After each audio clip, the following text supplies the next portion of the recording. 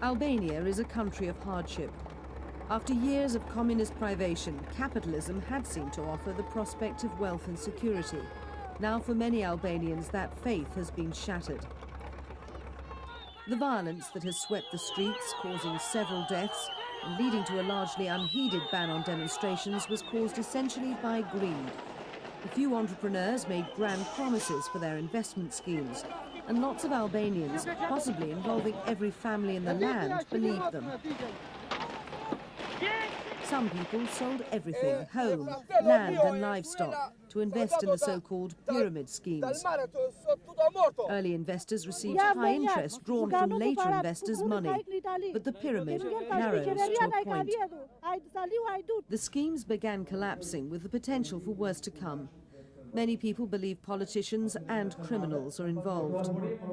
We think that this crisis is a political crisis, is a result of a long process of political errors, which has created in Albania a capitalism of money laundering. We do hope that we should to start a capitalism of honest labor, in honest work in the country. The port of Vlore was one of the places most badly hit, partly because there was more money around to invest. It's the centre for a variety of trade, both legal and illegal, across the Adriatic to Italy. As police withdrew because of riots, smugglers' boats they'd confiscated were gleefully taken back. President Sali Berisha has been heavily criticised. The first leader after communism, he acknowledges that the government should have stepped in earlier.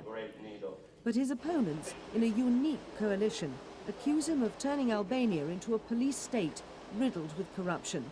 They want a new government, as do some of Berisha's own party members. For more than 40 years, Albania suffered a Stalinist dictatorship and was the poorest country in Europe. When it embraced the free market, it initially flourished. But many people now question the legality of much of the business that's gone on, seeing the country as a centre for criminal activity and the cleansing of dirty money. Instead of cracking down on crime, the governing Democratic Party has cracked down on the opposition, not least by strengthening its power with an internationally criticised election last year. This ex-member of parliament said he was beaten by the police for demonstrating near Berisha's home. The police said he was the victim of a road accident.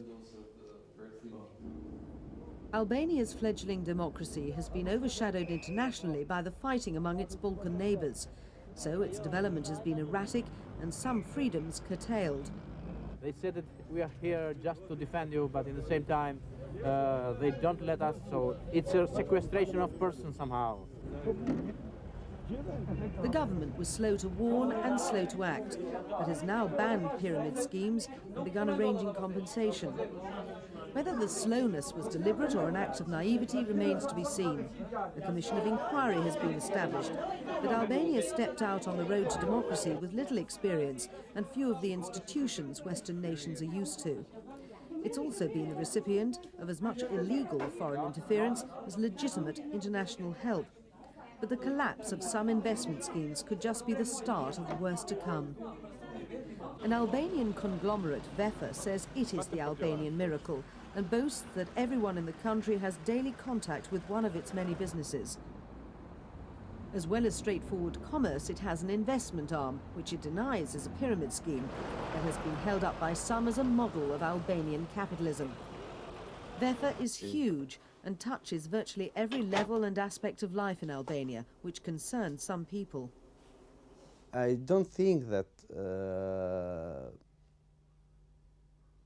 the kind of investments they have done, the magnitude of investments they have done, is in accordance with the deposit they have collected from the people. So the risk that even Vefa is going to a bankruptcy, to explosion, is very, very evident, and for sure it will disturb more the social and economic and political situation in the country.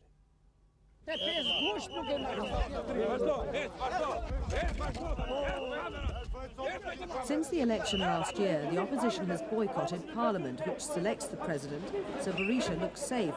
unless his own party decides that every possible way out of the crisis is explored.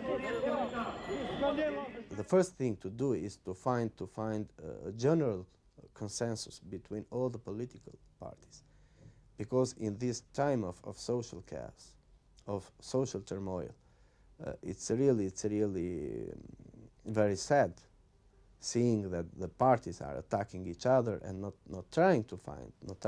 blaming each other and not trying to find a consensus.